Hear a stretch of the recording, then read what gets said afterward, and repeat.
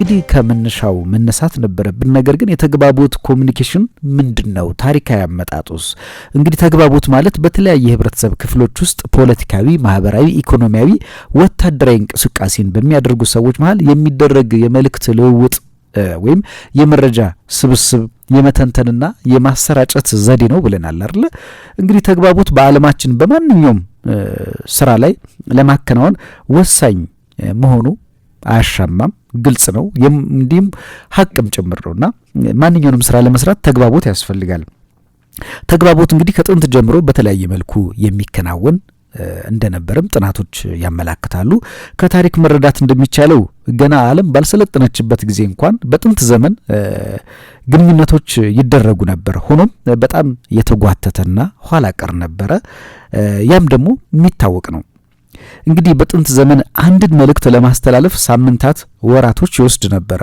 ፖስታን የመሳሰሉ ነገሮች ስንመለከት ረጅም ጊዜ ይወስዱ ነበራል አንድ ፖስታ የሆነ ቦታ ላይ እንዲደርስ ወይም አንድ መልእክት ለማድረስ። ስለዚህ ከአሁኑ ዘመን ጋር የጥንት ዘመንን ግንኙነቶች ወይም ደግሞ ተግባቦቶች ስናስብ ሊነጻጸሩ አይችሉም፣ የተራራቁ ናቸው። በአሁኑ ጊዜ እንግዲህ ግንኙነት ለማድረግ የምንጠቀምባቸው የዘመኑ ቴክኖሎጂዎች ወይም መሳሪያዎች ከዘመኑ ስልጣኔ ጋር የተራቀቁና ስልጣኔን የተላበሱ ናቸውና በተለይ በጥንት ጊዜ እንደ ግንኙነት የምናደርግባቸው ሳምንታት፣ የወራት እድሜ የሚወስዱት ቴክኖሎጂዎች በአሁን ዘመን የሰከንድ እድሜ ነው ያላቸው። መልእክትን መለዋወጥ ወይም ግንኙነት ማድረግ በቀላሉ መሆን ችሏል። የቴክኖሎጂ እድገት አመጣጥ በጥንት ጊዜ ከምንጠቀምባቸው የግንኙነት መሳሪያዎች ውስጥ ለምሳሌ ከበሮ፣ ጭስ፣ ቀለም ወዘተ ይጠቀሳሉ። ሌላው ደግሞ ከዘመኑ ቴክኖሎጂ እድገት ጋር ደረጃውን የጠበቁ ዘመናዊ ግንኙነት መሳሪያዎች የምንላቸው በወቅቱ የነበሩት ሬዲዮ፣ ፋክስ፣ ቴሌፎን ወዘተ ናቸውና እነዚህም እንግዲህ በዘመኑ የነበሩ የግንኙነት መሳሪያዎች ናቸው። በአሁኑ ሰዓት ካሉት ጋር ለማነጻጸር ይረዱናል። በቅርብ ዘመናት እንግዲህ የነበሩ የቴክኖሎጂ ውጤቶችም ቢሆኑ ከዛሬዎቹ ጋር ሲነጻጸሩ ኋላ ቀር ሆነው እናገኛቸዋለን። ለምሳሌ ከዓመታት በፊት የነበረው ስልክ በማዞሪያ የሚሰራ ነበረ። አነስተኛ መስመር የነበረው በእጅ የሚሽከረከር ነበረ። አሁን እንግዲህ በጣት በመጫን ብቻ ጠቅ በማድረግ ብቻ ዲጂታል ሆኗል። በመላው ዓለም ያሉ ሰዎች ጋር መገናኘት ተችሏል። ማይክሮዌቮችም ጥራት የጎደላቸው ከመሆናቸው በተጨማሪ ብዙ መስመሮች ማስተናገድ የማይችሉበት ጊዜ ነበረ ድሮ። እንግዲህ ድሮ ሳተላይቶችን በጣም ግዙፍና ብዙዎች የሚጠቀሙባቸው ባትሪዎች፣ አንቴናዎች፣ አክሰሰሪዎች በጣም ክብደት ያላቸው እንደነበሩ ይታወቃል። ኮምፒውተሮች ሳይቀር ግዙፍ ነበሩ። እንደ አውሮፓውያን አቆጣጠር እንግዲህ በ1970ዎቹ የተሰራው ኮምፒውተር ፍጥነቱ በጣም ዝቅተኛና መጠኑ በጣም ግዙፍ ነበረ። ከዛሬው ዘመን ጋር ብናወዳደረው የማይሆን ነው አይደል? በ1960ዎቹ የተሰራው ኮምፒውተርማ መጠኑ አንድ ቤት ነው የሚያለው። ብዙዎቻችሁ ተመልከታችሁት ሊሆን ይችላል። ኮምፒውተር ሲባል ድሮ አንድ ግዙፍ ነገር ማለት ነውና ኮምፒውተሩ እንግዲህ ግዙፍ እንዲሆን ያደረጉት በውስጥ ያሉ እቃዎች ሲሆኑ በዚህ ውስጥም ደግሞ ኮምፒውተሩ ላይ ያሉ ቲዩቦች ብዛታቸው 18,000 የሚደርስ እንደሆነ ይነገራል።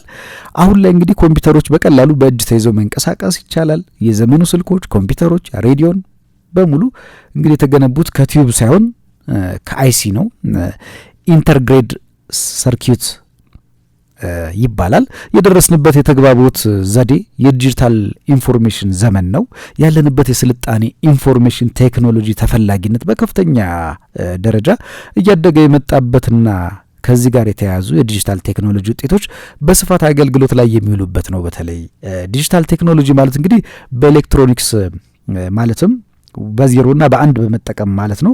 ባደጉ ሀገሮች እንግዲህ የወደፊት ፖለቲካዊ፣ ማህበራዊ፣ ኢኮኖሚያዊ የግንኙነት እድገት አቅጣጫ ዲጂታላይዜሽን መሆኑ ስለሚያምኑ የራሳቸውን ቴክኖሎጂ ዲጂታላይዝ ማድረግ ከጀመሩ ሰንብተዋል።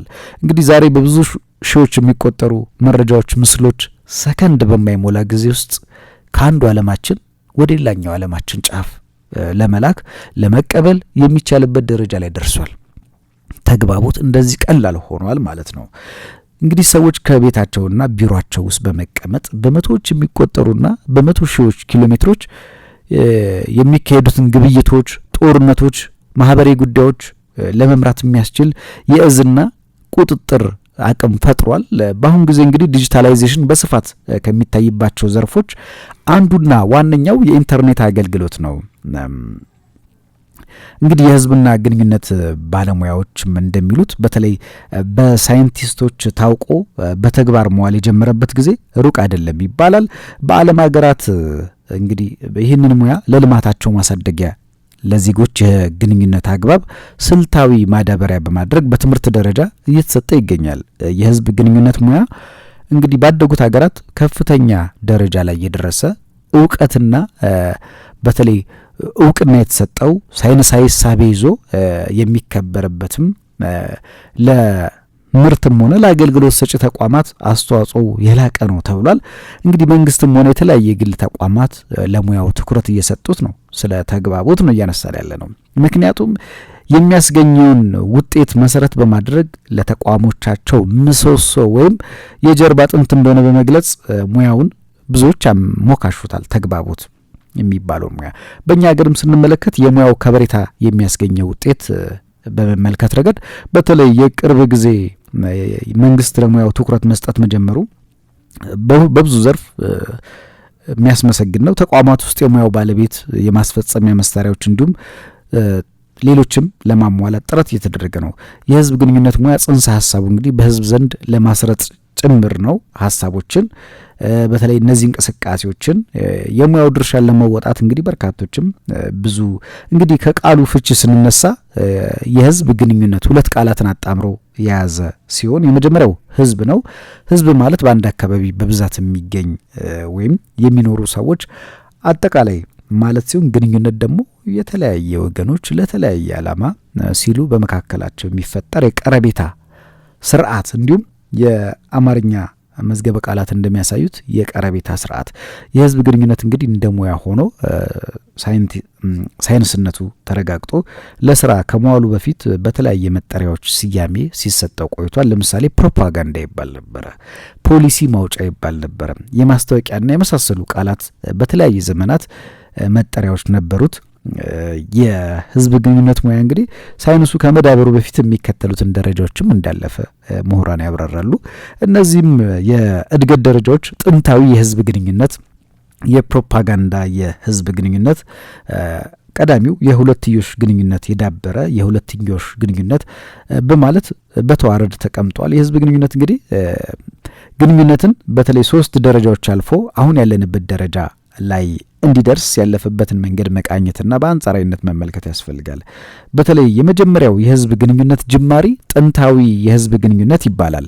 ይህም ከክርስቶስ ልደት በፊት ከ1800 ዓመተ ዓለም በዛሬው ኢራቅ በአርኪኦሎጂስት አማካይነት የድንጋይ ላይ ጽሁፎች ተገኝተዋልና ጽሁፎቹ ስለ ሰብል አሰባሰብ፣ ስለ እህል አዘራር የሚናገር መረጃ እንደነበረ ይጠቁማል። ከዚያ ማለፍ ብሎ እንግዲህ በአሜሪካ ከ1787 እስከ 1789 ድረስ የአሜሪካ ነጻ መውጣት የሚደግፉ 85 ደብዳቤዎች የተሰራጩበት ሚዲያዎችም የተስፋፉበት ዘመን ነበረና ጆርጅ ዋሽንግተን በ1800 የህዝብ ግንኙነት ባለሙያ ቀጥሮ የህይወት ታሪኩንና የወቅቱን ሁኔታ እንደጻፈ ታሪክ ይናገራል። ይህም እንግዲህ የህዝብ ግንኙነት ጅማሪ አመላካች ሊሆን እንደሚችል ያሳያል። በሁለተኛ ደረጃ ደግሞ የፕሮፓጋንዳ ደረጃ ነው። እንደ አውሮፓውያን አቆጣጠር በ1830 ጀምሮ የጋዜጦች ስርጭት በሀገር አሜሪካ መስፋት ጀመረ። በዚህም ድርጅቶች ሊገኙ የሚችሉበት አጋጣሚ ተፈጠረ። ሙያው ሊሰፋ የቻለው እንግዲህ በዘመኑ ፕሮፓጋንዳ እና የቅስቀሳ ቢሮ በ1906 በቦስተን ተከፍቶ ስለነበረ ይሄ የተለያየ ተቃውሞ የማረጋጋት ሚና ነበረው።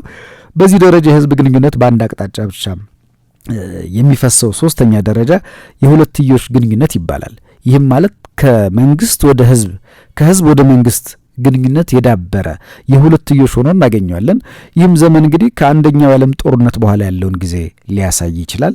ከሌሎች ለየት የሚያደርገው ደግሞ ቴክኒካዊ በሆኑ ሳይንሳዊ መንገዶች የዳበረን እንደ ሙያው ተቆጥሮ በተለይ የተለያየ ሀገራት እውቅና ተቀባይነት ሰጥተውታል። ምክንያቱም የሁለትዮሽ አሰራር ከፍተኛ ደረጃ ላይ የደረሰበት ዘመን ከሚፈረበረኩ ሳይንሳዊ ቴክኖሎጂ አስተሳሰቦች ጋርም የተቆራኘ መሆኑ ተፈላጊነቱን የዚያን ያህል ሊጨምር ችሏል። እንግዲህ የመጨረሻውና በዛሬው እርከን ላይ የሚገኘው የሁለትዮሽ ግንኙነት ጥበቡ እየሰፋና ተቀባይነት እያገኘ መምጣት ቻለ። ለሙያ አስተዋጽኦ ካደረጉ ክስተቶች መሀልም ዘመናዊነት በስፋት መሰራጨቱ፣ አዳዲስ ቴክኖሎጂ መፈጠር፣ የመረጃ ፍሰት እየጨመረ መሄድ፣ የተለያየ ተቋማት መስፋፋት፣ ቁጥራቸው ማሻቀብ ለእድገቱ ምክንያት እንደሆነ ይታሰባል።